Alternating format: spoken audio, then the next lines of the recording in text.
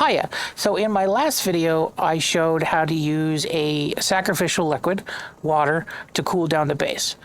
In this example, we're using a closed cycle heat pump, okay? And we're on, I think we're on Vulcan. Yeah, we're on Vulcan. There's a black hole out there. Very pretty black hole. Not super realistic. If we were that close, the tidal forces would tear the planet apart. But we're on one anyways. And the outside air temperature is rapidly going up to like 500 degrees or something. But you can see that it is 23 degrees Celsius in here. The temperature is actually gone up a little bit. And I think it could be, is it because we're sucking air from outside? We might actually be sucking air from outside. I think we are. Yeah, I'm pressurizing this room here. Let's turn this off too. There we go. Yeah, it's already starting to go down since I shut that off. Now this is my third take, so I already have that there, which is my demonstration thingy. So we're going to take that off so I can continue my demonstration. How this system works is that we have a radiator farm in that room over there. We'll look at that later. And this takes the hot gas, and in this case, hot gas is 150 degrees Celsius, and all of the liquid in the hot gas is passed into this pipe network over here. And I don't remember why I had that there, but I do have that there. Ignore this. I don't know what I was doing with this, but this doesn't matter. So and then the liquid goes through the pipe to this portable liquid tank. Our portable liquid tank is, of course, the crown jewel center of our whole system because it allows gases and liquids to exist in the same appliance and leave the same appliance by two different means. If we look at this, first we will note that there is 1.22 megapascals of pressure in there, and we have 381 liters of fluid, so it's extremely stable. And this tank will exchange with both the pipe network, see here, and the portable liquid tank. So when you're dealing with the liquids, it'll equalize by volume. So if we look at the volume here, we'll see that it's 233 liters out of / 480 liters. So whatever that percentage is will be more or less the same as this percentage, 380 liters / 790. And there is a certain rate that'll exchange, and this is why we're going to the gas side, is to explain that a little better here. So if we look at this little 100 liter bulb, which is about as much as these guys can stand, we will see that this bulb contains 10 kilopascals of gas, whereas the portable tank contains 122 megapascals of gas. If we take our magic little wand and we go in here and we go pipey pipe, and we stick the pipe on the end, click, we'll notice that the amount of gas in the portable tank starts dropping. It should stabilize about here. Okay, so it's not quite half. It might be about half. This has gone up significantly. It's now 516 kilopascals, but we are draining 200 liters of gas per tick. And we are now draining more gas per tick than we were with just this little bulb, because now we are exchanging more gas between the two appliances. And this is important because the game doesn't model surface area, and surface area is probably one of the most important things when you are evaporating a liquid. Pressure is important too. So the only thing that the game models is the vapor pressure of the fluid that you're using. So if we look here, the vapor pressure is, click, 5.7 megapascals at 150 degrees Celsius. That's not the temperature in here. The temperature in the tank is 71.4. So if we go down to 71.4, or close to it, if the pressure in that tank were 4.4 megapascals, it wouldn't evaporate. Now the difference between the actual pressure and the vapor pressure is how the game calculates how much of the liquid will evaporate. And how much the liquid is evaporating per tick gives us this number here. So we can see that it's a 104 kilojoules, negative 104 kilojoules. So if we turn one of these pumps off, we will see that the amount of energy that we are sucking out of the system severely goes down. It's not half. I don't even think it's anywhere close to half. Yeah, so we only really gained like 30%, or probably not even 30%. It's probably much closer to like 15% efficiency. But every tiny bit counts. And if we stick a bunch more pumps on there, oh, it's much closer to like 5. I guess it's closer to 5%. If we connect more pumps on there, then we can suck this whole thing out even more. And if we had I think we actually are. So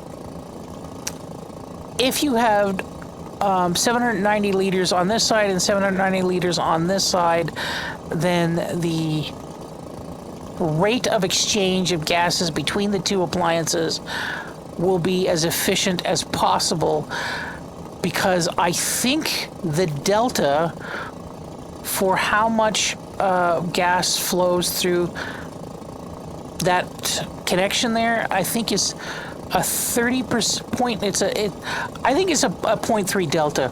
I can't remember. You can open up the DIL and you can actually look at the code, and I think it's been like 2 years since I looked at the code. I think it was 30%, but I think it was an efficiency of 0.3. I can't remember, but anyways, that's that. Of 50%. I don't know what Past Me was talking about, why I forgot that, but the most that can be transferred from the portable tank into the pipe network is half. So half the pressure that's in one side can migrate to the other side, and the efficiency is 30% of 50%, not 30% of all the gas that's in the one side. It's 30% of 50%. So now that I went off on a tangent, I'm going to need a second to reorganize my thoughts. Right. So the reason that this is that we would call this closed cycle is because as we're sucking this fluid out and it cools the liquid, we are returning our sucked out gas back into the condenser side, and the condenser side is then pushing it back into the liquid side here, into the evaporator side. Now, that's what this thing was doing here. I think this is what that was doing. Yes. So this filter, filter appliance was adding more polluted air into the system over here. But originally, I was using this active vent. Now, if what we were doing was sucking in the atmosphere from outside through the active vent and then condensing it at this spot here, at these valves, that would be called an open cycle coolant system, because it's open to something. That's the only difference between the two. The closed cycle means that you're not bringing any you're not losing fluid anywhere, you're not bringing any in. Open cycle just means it's open to the outside air. Now if we look inside the little windows here, I could break in, but I don't care. You can see the radiator farm in there. Some of them are pointing up, some of them are pointed down, and that's because we have two blocks of atmosphere inside for this to communicate through. And whichever way those are pointing is which way the heat will exchange. Just think of radiators in the games as valves. They function exactly the same as valves, but instead of letting gas or liquid through, they let energy through. And energy is it's calculated from absolute zero, so it would be 400 degrees Kelvin, I guess. Yeah, I think it's 400 degrees Kelvin. So the last piece is this evaporator. And this evaporator is actually not super necessary, but I'm using it as a heat exchanger and as a thermostat. So if we look at the settings here, and we see it is 34 kilopascals, 3.4 megapascals, and we choose 34 right here. That is 11 degrees. It shouldn't be set to 11 degrees. I don't know why I set it to that. Okay, there we go. 35.89 would be 21 degrees Celsius. I probably set it down a little lower so that the room would stay at 21 degrees. And if we take out our tablet and we look at it, we can see that our latent heat is 2.71 kilojoules. So liquid is still cooling, but the liquid inside the evaporating chamber, which is 20 liters here, doesn't communicate with the liquid in the pipe, whereas the portable liquid tank is pretty much bound to the pipe that it is attached to. Again, this still acts as a valve here. There's only so much energy that can be exchanged between the two networks, but this doesn't. This acts more like a check valve, like a one-way valve. It can only go in; it cannot come out. And whatever gets pissed out of the outlet is like the same temperature as whatever the hell is in there. But we have another kilojoule reading that you should pay attention to, and that's this one here. So we can see that the heat exchange rate is 1.81 kilojoules. That's not the same as the latent heat. Latent heat is sort of a quote unquote cheat. It's a cheat that exists in real life, and it's not really a cheat because both sides of the equation have to be equal. But with the latent heat, you are doing extra work. Extra work is occurring when you have the phase change. This is just plain how much energy is being exchanged between atmosphere and between the heat exchanger that is the evaporation chamber. So this evaporation chamber is exchanging 1.69 kilojoules of energy from the appliance itself to this pipe, to this network pipe here. And we've got one vent on each square here, just so that it goes really, really fast. Let's stop looking at this for just a tiny second to look at here, and you can see how much heat is flowing out of that room. So all of that quote unquote wind is because those radiators are heating up the atmosphere inside that room just a little bit, and that is causing it to be to occupy greater volume, not greater mass, and that is being pushed out. It's being pushed out of the room. So that's why you have that breeze there. Getting back to this, and I forgot where I was, but I think we're done. That is basically why I'm using the evaporation chamber. It is much more efficient than even the counterflow heat exchanger. So if we had a counterflow heat exchanger on the gas side or on the liquid side, and we were pulling the air in the room and shoving it in through the heat exchanger, we probably would not get an exchange rate of 1.5. We would probably see an exchange rate of 0.3 or 0.2 or something like that. The counterflow heat exchangers, for their size, are terrible. Okay, I've worked in plumbing. I've built the glycol systems. I've taken the glycol systems apart, and all the heat exchangers that are in there. You were talking about the size of your fist exchanging more heat than these big counterflow heat exchangers in the game. Like the counterflow heat exchanger in the game is the size of your body. Anyways, let's not talk about that too much. So I can't really think of anything else to say. These things are nothings. They just, I'm just pressurizing the room with carbon dioxide, and I'm pressurizing the system with polluted air on this side. So these things can be off on. It doesn't really matter. We can turn this off. We can turn this off, and we can turn this off because they're not in use. And I don't know why these are even on. I don't even know why I have these. There we go. Now, the very last piece, which I forgot to mention, was that we can see that the outside temperature here is under 126 degrees Celsius.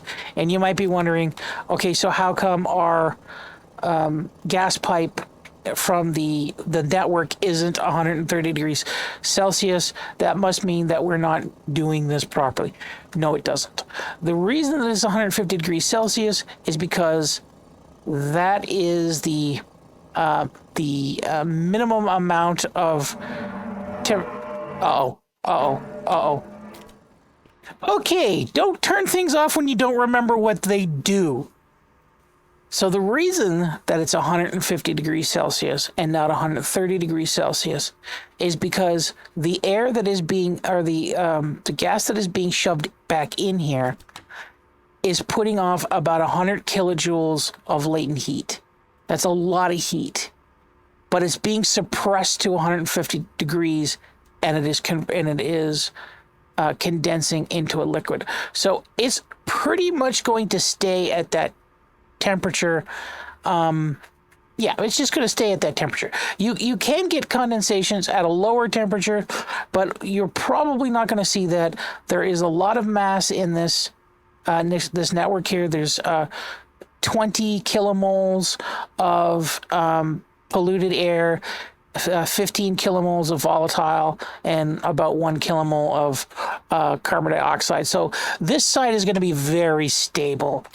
And wagging back and forth from 150 degrees or 500 degrees or whatever it is out here to 130 degrees is not going to move that needle too much. If it was persistently lower than that, eventually you would get the gas to go down at a lower number. Now you can calculate what that would be, depending on how many radiators you have, to how much fluid is in the system, and you can figure out what your stabilization point will be for your condenser side, and you might want to increase the size of your condenser to handle that, because there's like some magic sweet spot number, or you don't need to know any of this information in a game. Forget about it.